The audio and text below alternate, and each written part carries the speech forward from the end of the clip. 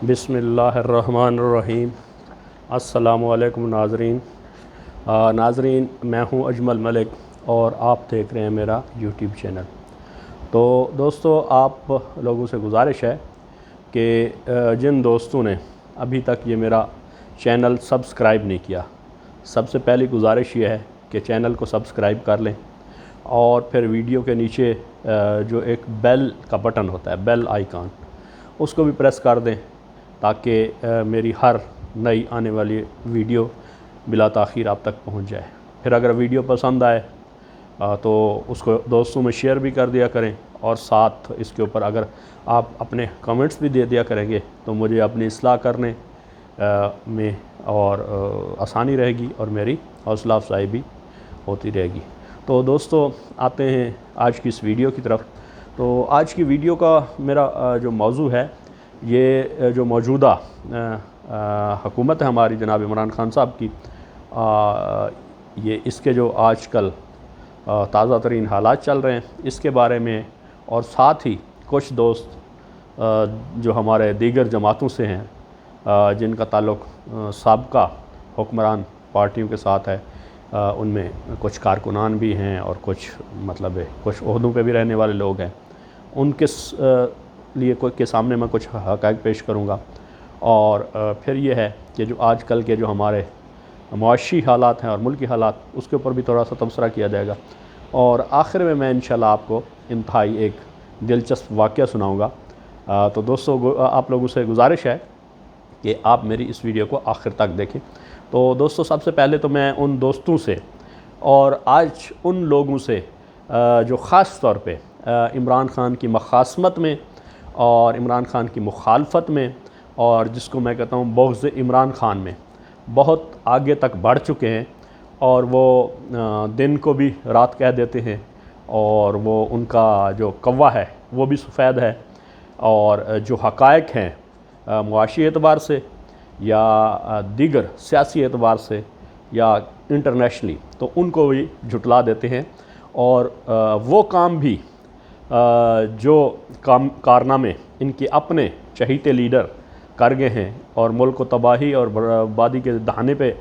खड़ा कर गए हैं, तो वो काम भी वो इमरान खान के खाते में डालने की कोशिश करते हैं, जो कि इमरान खान साहब का कसूर इतना है कि वो उन मामलात को दुरुस्त करने की कोशिश कर रहे हैं। और ये जो हमारे मुआशी मामलात हैं या सियासी हैं या हमारे ख़ारजा पॉलिसी से मुताल्लिक़ हैं, अगरचे उसको इमरान खान साहब अल्हम्दुलिल्लाह काफ़ी हद तक एक मस्बत समत में उसकी समत तब्दील कर चुके हैं, और अब मामलात हर लिहाज से वो बेहतरी की तरफ जा रहे हैं। सबसे पहली बात तो ये है कि ये जो पिछले 4-6 महीनों से ये जो ख़ास तौर पे फ़लासफ़र और ये जो मीडिया के अरस्तू हैं, और ये जो जिनको कहते हैं कि स्पॉन्सर्ड किस्म के तज्ज़िया निगार, ख़ास तौर पे सोशल मीडिया के ऊपर, वो एक सीरीज़ चला रहे थे झूठ की और अपनी ख्वाहिशात की, और एक बड़ी लंबी तमहीद के साथ वो लोगों को और अपने ख़ास तौर पे हवारियों को और साबका हुक्मरानों को वो ऐसा यहाँ पे तासुर दे रहे थे कि शायद इमरान खान की हुकूमत नाकाम हो चुकी है, और जनाब अली वो अब तो कोई चारा नहीं है, इमरान खान को -1 जब तक नहीं किया जाता तो जनाब ये मुल्क चल नहीं सकता। तो मैं अरसा दराज से वीडियोस बना भी रहा था, उनको जवाब भी दे रहा था, और मैंने कई वीडियोस ऐसी बनाई हैं कि इनकी सारी की सारी ये जो तज्ज़िये थे या जिनकी ख्वाहिशात बड़ी खबरी थी, वो उस वक्त से झूठी थी, और अब तो बिल्कुल वो ऐसे जैसे है ना कि वो एक इनके दिल का बुत वो पाश हो चुका है जब से ये बजट पास हुआ है, और उसके बाद इमरान खान की स्पीच, और उसके बाद अभी ताज़ा तरीन ये जो जिसमें शटअप कॉल दे दी गई है, ये जनाब वो उन पार्टियों को और उन लोगों को जिन्होंने आस लगाई हुई थी कि जनाब इमरान खान को -1 कर दिया जाए तो फिर हमें काबिल कबूल है। मतलब अब -1 करते करते ये सारे ख़ुद ही माइनस हो चुके हैं, और अगले आप थोड़े से अरसे में देखेंगे कि ये बहुत सारे इनमें से तितर-बितर होंगे, और बहुत सारे अपने कियों की सज़ा भुगत रहे होंगे इंशाल्लाह। ये एक तो ये मेरी बात है। दूसरी बात यह है कि मैं उन दोस्तों से اور ان جو لوگ ہیں ہمارے بھائی اور سابقہ پارٹیوں سے ان کا تعلق ہے، تو ان کو میں کچھ ایسے نسخے بتانا چاہتا ہوں کہ جن کو روز لگتا ہے اور روز یہ وہ کہتے ہیں کہ جناب اب ملک ہمارا تباہی و بربادی کے دہانے پہ چلا گیا ہے، اور ہماری جو معاشی معاملات ہیں وہ بہت خراب ہو چکے ہیں، اور ہمارے ملک کے جو دیگر خارجہ پالیسی کے معاملات ہیں یا دیگر وہ جناب بالکل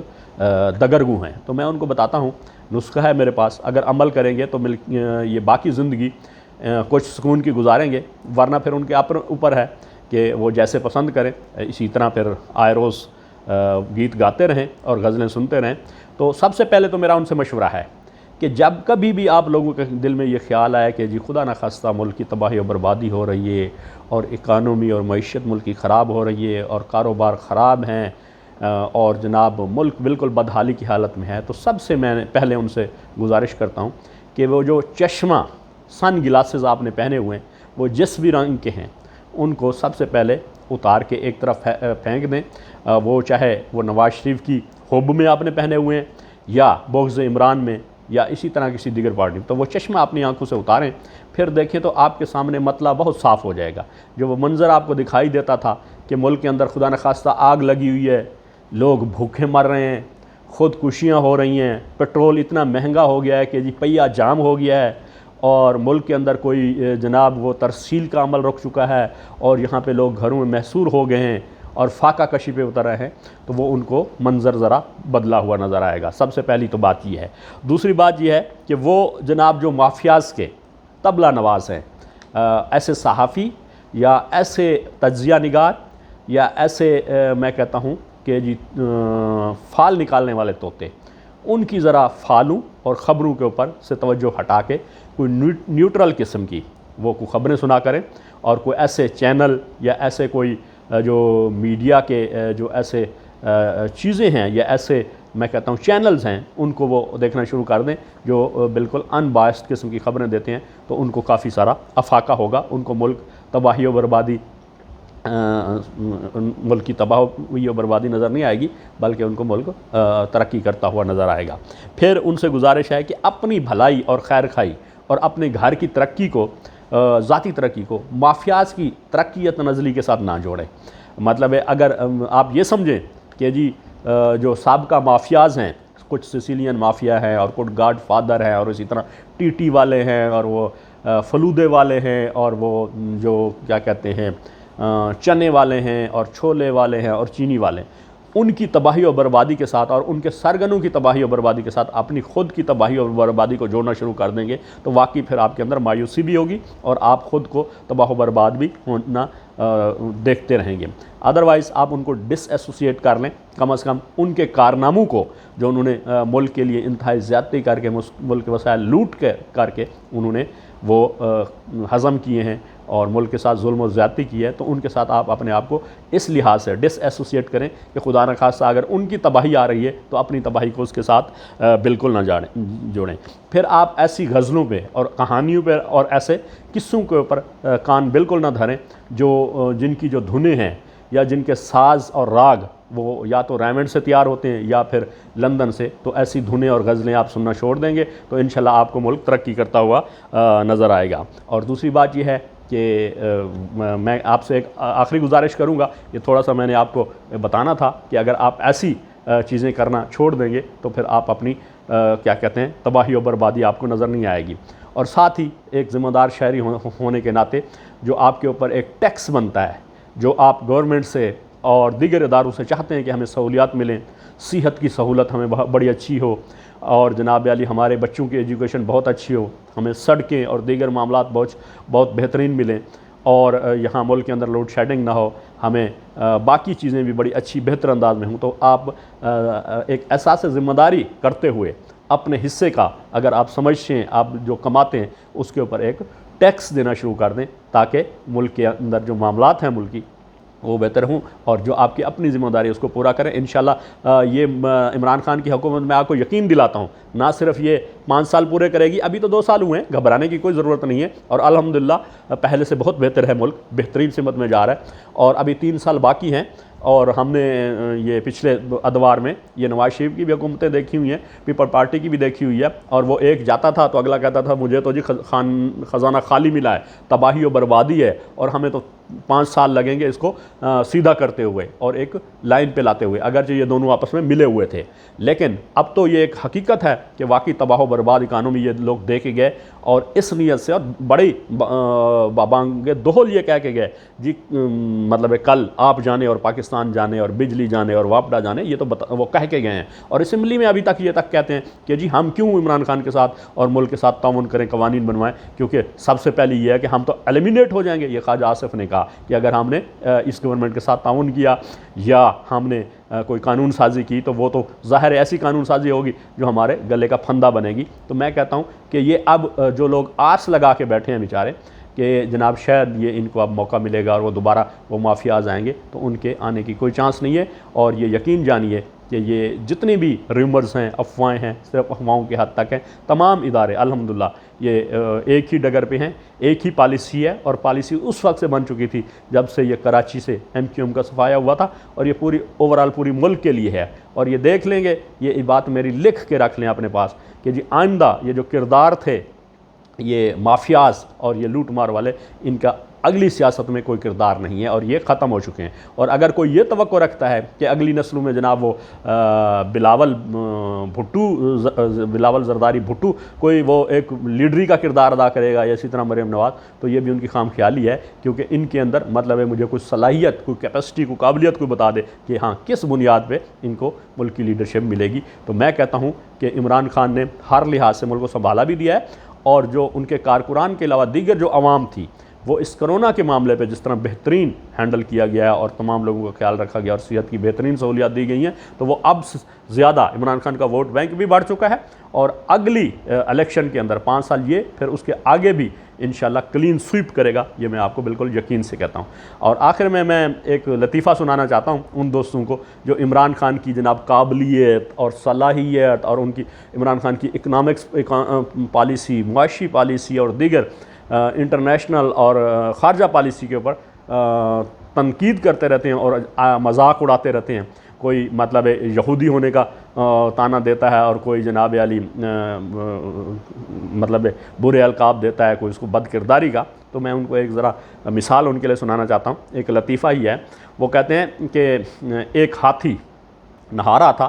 تو وہ ارد گرد کے جو بل ہیں وہ چوہے وہاں سے مختلف نکل کے دیکھ رہے تھے۔ کبھی ایک چوہا نکل آتا اور وہ اس کو جھانکتا اور پھر اندر گھس جاتا، پھر وہ دوسری سمت سے ایک اور چوہا نکل آتا، وہ بڑے غور سے ہاتھی کو دیکھتا اور وہ جناب علی وہ پھر اندر گھس جاتا، اور پھر چوہے مطلب ہر طرف سے وہ چیمنگیاں کرتے اور آپس میں مشورے، اور مطلب وہ جناب علی وہ بڑی ایک ماحول بنایا ہوا تھا چوہوں نے۔ تو وہاں سے کسی نے ان سے پوچھا کہ بھائی یہ ہاتھی تو نہا رہا ہے، اس کو تو پتہ بھی نہیں ہے، آپ بلو سے وہ نکل کے دیکھ رہے ہیں اور آپس میں منگوئیاں بھی کر رہے ہیں، اور آپس میں جس طرح کانا پھوسی اور وہ آپ بڑے مشورے بھی کر رہے ہیں، اور آپس میں مطلب وہ ایک وہ۔ تو کسی نے پوچھا کہ بھئی یہ آپ کو کیا ہے، ہاتھی تو نہا رہا ہے اور آپ جناب بلو سے نکلتے ہیں، جھانکتے ہیں، پھر گھس جاتے ہیں، پھر ادھر بھاگتے ہیں اور ادھر بھاگتے ہیں۔ تو وہ چوہوں نے کہا کہ جی ہم دیکھ رہے تھے یہ جو ہاتھی نہا رہا ہے، کہیں اس نے وہ جو کچھا پہنا ہوا ہے یہ کہیں یہ ہمارا تو نہیں اس نے چوری کیا۔ تو وہ کسی نے وہ جو ان سے سوال کر رہا تھا پوچھ رہا تھا کہ بھائی تم اتنے چوہے، تمہاری یہ اتنی سی وہ قد و قامت، تمہاری اتنی سی جسامت، اور وہ ایک کچھے کے اندر تم سارے کے سارے چوہے آ سکتے ہو، اور یہ کچھا تمہارا کیسے ہو سکتا ہے، یا تمہارا اس کچھے سے ساتھ کیا تعلق، یا اس کے اوپر، اس کچھے کے اوپر یا ہاتھی کے اوپر تم کیسے تبصرے کر رہے ہو؟ تو انہوں نے کہا کہ نہیں جی وہ ہم بھی کسی زمانے میں ہاتھی ہوا کرتے تھے، ہمارا وہ جو یہاں پہ جنگل کا بادشاہ ایک شیر تھا، وہ جب شکار کرتا تھا اور جناب علی وہ لوٹ مار کرتا تھا اور جنگل میں وہ جانوروں کا خون بہاتا تھا، تو وہ ساتھ ساتھ وہ جو اچھا گوشت تھا، خون، وہ خود پی جاتا تھا اور ہڈیاں ہمیں بھی پھینک دیتا تھا، اور کچھ خون چوسنے کے لیے ہمیں بھی مل جاتا تھا آخر میں بچا کھچا۔ تو ہم اس وقت بڑے طاقتور اور تکڑے تھے، اور ہم ہاتھی کی جسامت میں تھے۔ یہ تو ابھی یہ جو ہاتھی آ گیا ہے اور یہ جو ابھی جنگل کا حکمران بن گیا ہے، تو اس وجہ سے ہماری جسامت یہ کمزور پڑ گئی ہے، اور ہمیں وہ کھانے پینے کا وہ چیزیں نہیں مل رہی، اور ہمیں اس طرح کی خاطر مدارت ہماری نہیں ہو رہی جیسے کہ ہمارا سابق وہ جو حکمران تھا یا جو جنگل کا بادشاہ تھا ہماری خدمت کرتا تھا، اور ہم بھی اسی قد و قامت کے تھے۔ اب ہمارا یہ برا حال یہ جناب اس ہاتھی کی وجہ سے ہو گیا ہے۔ تو میں ان لوگوں سے کہتا ہوں، یہ جو لوگ کہتے ہیں کہ ساری اپنی خرابیوں اور کوتاہیوں اور کمیوں اور کمزوریوں کی وہ جو سبب یا اس کی وجہ عمران خان کو بتاتے ہیں، تو ان کی مثال ان چوہوں جیسی ہے۔ وہ جب وہ ہاتھی نہ آ رہا تھا اور چوہے دیکھ رہے تھے، وہ شروع سے ہی ایسے لوگ تھے، اور وہ ان کو اگر کہیں سے مل جاتا تھا تو وہ ناجائز طریقے سے جب وہ ان کی خوشامد کرتے تھے سابقہ حکمرانی کی یا ان کی پالیسی سے فائدہ اٹھاتے تھے، کیونکہ وہ خود چوریاں کر رہے تھے اوپر، اور نیچے بھی انہوں نے چور دروازے کھلے رکھے ہوئے تھے۔ جیسے آپ دیکھ رہے ہیں پی آئی اے کے معاملات ہیں، دیگر ہیں، سٹیل مل کے ہیں، کوئی ادارہ ایس سی سی پی دیکھ لیں، اسی طرح یہ شوگر کی جو ایسوسیشن ہے اس کو دیکھ لیں، اس کے اندر بھی سارے مطلب لوگ اپنی وہ شوگر ایسوسیشن والے پرائز طے کرتے تھے اور وہی قوم کو دی جاتی تھی۔ مطلب اسی طرح وہ ہر ادارے کے اندر ان کے سارے ایجنٹ بیٹھے تھے اور یہ مل کے قوم کا خون چوس رہے تھے۔ تو اب ان کو بڑی تکلیف ہے، تو اب انشاءاللہ آئندہ نہیں ہونے لگے گا، اور آئندہ انشاءاللہ ملک ہمارا ترقی بھی کرے گا۔ ایک ہماری صحیح سمت میں عمران خان نے چلا دیا ہے، اور تمام بادل چھٹ بھی چکے ہیں۔ وہ جناب علی جب سے شروع ہوئے، وہ انڈیا کا شور شرابہ شروع ہو گیا، پھر وہ آئی ایم ایف کی قسطیں آ گئیں، پھر اس کے بعد جناب علی کرونا آ گیا، دیگر معاملات آ گئے، وہ ساروں سے اللہ نے آہستہ آہستہ کر کے جناب عمران خان کی حکومت کے اور اس رجیم کے راستے کے جو کانٹے تھے خود بخود صاف کر دیے۔ اللہ کے فضل سے انشاءاللہ بہترین ملک چل رہا ہے اور چلے گا، اور حکومت بھی یہ نہ صرف 5 سال پورے کرے گی بلکہ اگلے 5 سال، اور ہم یقین سے کہتے ہیں یہ پڑھا لکھا طبقہ جیسا کہ عمران خان کے ساتھ اب لگ گیا ہے، اگلے کئی مطلب دہائیوں تک انشاءاللہ یہ رجیم چلتا رہے گا اور ملک کے اندر بہترین ریفارمز ہوں گی۔ تو دوستو، امید ہے آپ کو یہ میری ویڈیو پسند آئی ہوگی۔ جن دوستوں کو بھی یہ ویڈیو پسند ہے اپنے دوستوں میں شیئر بھی کریں، چینل سبسکرائب بھی کریں۔ تو انشاءاللہ ملیں گے اس طرح کی نئی ویڈیو میں۔ السلام علیکم ورحمۃ اللہ وبرکاتہ۔